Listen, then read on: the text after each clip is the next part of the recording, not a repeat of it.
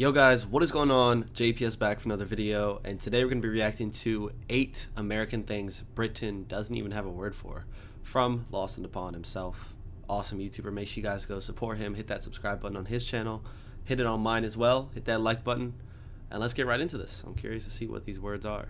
So it's very important for British people living in America, like me, to know the difference between the shoe brand and something else that Americans call a hush puppy before I put my foot in it. Literally in the case of the shoe. Oh God. Hello, I'm Lawrence Brown, and I'm on a quest puppy? to uncover all of the memos What? that Britain and America lost in the pond, and one of those memos pertains to words. And you and I both know this by now. It's often said that Britain and America are two nations divided by a common language. And what does this mean? It means that English is a prominent language in both countries, but that we have different words and spellings and pronunciations for the same things. But what if I told you right here and now that both Britain and America have things for which the other country doesn't even have words? Well, today I'll be looking at a selection of those from the United States of America, a country I've lived in for the past 13 years. Now, as with all things Britain and America, a lot of these words come back to food, whereas some of them pertain to social customs, the law, and America's obscenely large landscape. And so without further ado, here are 8 American things that Britain doesn't even have a word for. What? Here's a story. Several years ago, my wife took me to the Indiana State Fair. And when I say she took me there, I got absolutely no say in the matter. And even as we stood in line for the world's most famous pig race, I couldn't help but look around me and notice the types of fair food that were on offer. Of course, you had cotton candy, and of course the British do have a word for that. It's candy floss. You had hot dogs, otherwise known in Britain as hot dogs. And then you had elephant ear. And some British people, perhaps even some American people, might be thinking, "Oh, you ate a part of an elephant?" Yeah. No, thank goodness it's not a real elephant ear. No, this is just a type of fried dough that happens to be shaped like an elephant ear or a frisbee gone wrong. And the reason that I say that some Americans might not recognize this name is that it goes by different pseudonyms. You see, while Britain might not have a word for it, to me that's funnel cake. I've never heard elephant ear, so we'll America has plenty, as well as elephant ear and fried dough. It also goes by fry bread. Fried bread, not to be confused with the fried bread that you might find on an English breakfast. Completely different beast. Doughboys, scones, again not to be confused with an English scone / scone. Pizza frit, or my personal favourite, frying sauces. And while we're on the subject of American-derived food, that brings us on to this. Oh yeah, grits. Ah yes, grits. Now on the face of it, grits sound absolutely awful, because when I think of the word grit, I think of two things. I think of grit to mean courage and resolve and strength of character, but usually sweat. Or grit as in small bits of stone or sand. Either way, I don't want to eat that. But it turns out that grit, a Southern American dish, is a type of porridge. And I know what you're thinking, Britain, that's ridiculous, Lawrence. We do have a word for porridge, and it's porridge. This is a specific type of porridge and a big deal in the Southern United States. Oh, it is. In the unlikely event that you're thinking of moving to the United States just because you want to live where grits is, but you don't want to move to the Southern United States because you can't stomach 400-degree temperatures. In my experience, you can get grits here in the Midwest, and I assume other places in the United States. Second thoughts, it'd be easy they have grits in my dining hall sometimes. Just to stay in Britain and look up the recipe online. That's something you can't do so easily with this. Yes, B-U-T-T-E. Now, before I go any further, it's probably important in the interest of not being demonetized. A lot of places have that in them. Butte. I think it's butte. I point out that this word is pronounced butte.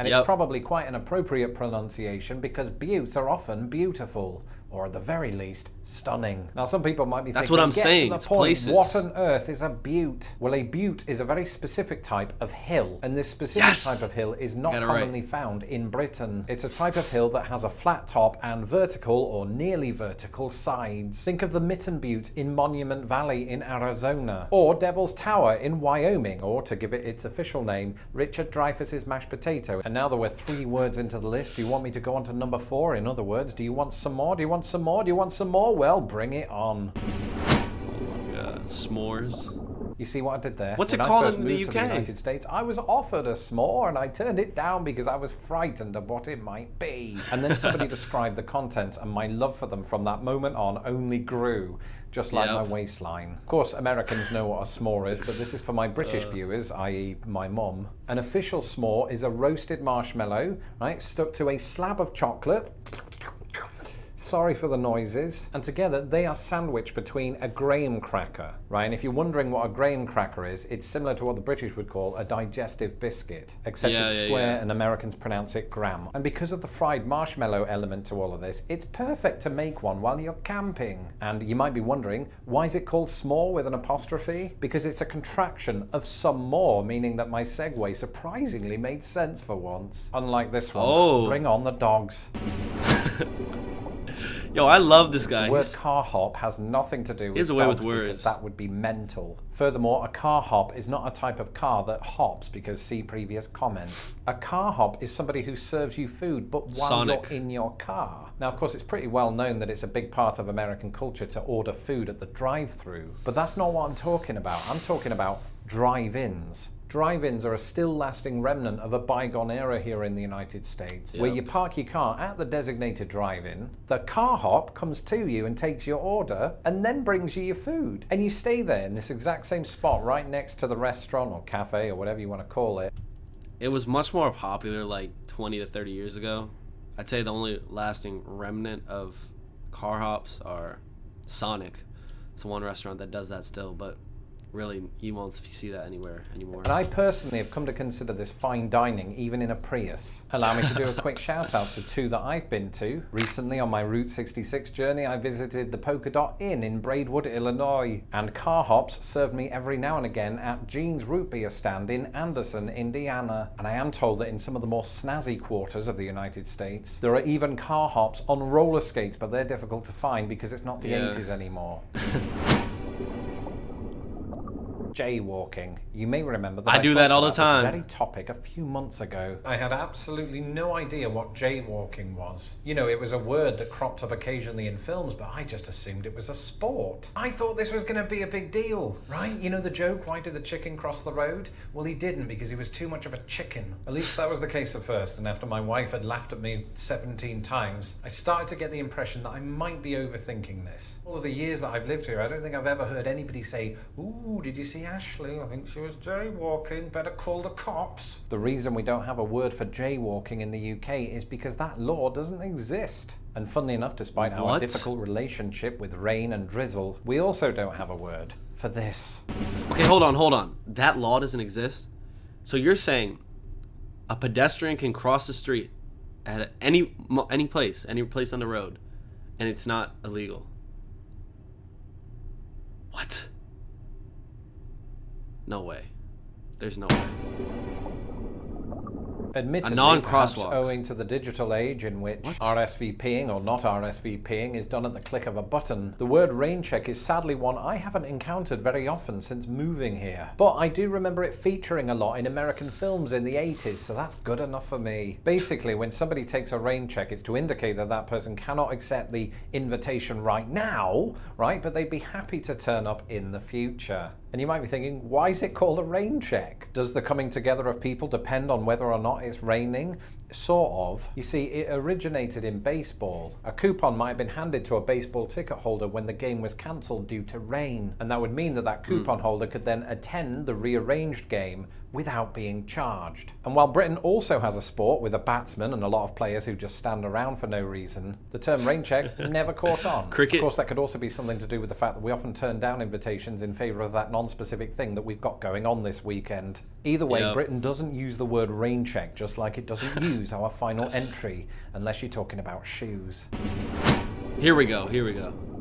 I was waiting for this one. Hush puppy, and to me, and admittedly to millions of Americans, hush puppy was and is a brand of shoe. So it's very important for British people living in America, like me, to know the difference between the shoe brand and something else that Americans call a hush puppy before I put my foot in it, literally in the case of the shoe. Because in the US, and once again, particularly in the southern US, a hush puppy is, once again, I love hush puppies. Fried dough. Specifically, it's a ball about the size of a clementine of deep-fried cornmeal batter. And it sounds disgusting, but it's not. And if there was nobody around to keep an eye on me, I could happily eat 50 of them a day, but I'd no longer be alive. Put it this way, from experience, they do taste better than the shoe. And how do I know that? Because I was 11 years old once. That's it for this episode. Let me know in the comments below some other things that the other country doesn't have a word for. I'm about to I'm about to look up hush puppy shoe right now. I'm on Safari.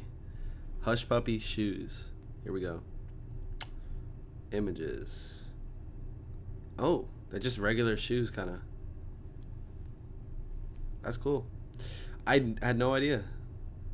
Alrighty, well, that was 8 American things Britain doesn't even have a word for. Really enjoyed that video. This guy, he's hilarious. Forgot his name. But make sure you guys go subscribe to him. Lost in the Pond. And yeah, there's also a bunch of other parts. So if you enjoyed this, let me know and I can react to part 2. I think he recently did part 8 maybe. So a lot more of these to watch. Super entertaining. And hopefully there's one. If there's not one, maybe I should make one. 8 British things American doesn't have a word for. So if you want to start a list in the comments, maybe I'll make a video myself, because he's inspired me to do it, if he hasn't done it already. So yeah, thanks everyone so much for watching. Smash that like button, smash the subscribe button. Consider joining my Patreon, link in the description. We just started Faulty Towers and Friday Night Dinner if you're interested in that. And I'll catch you all in the next video. Peace.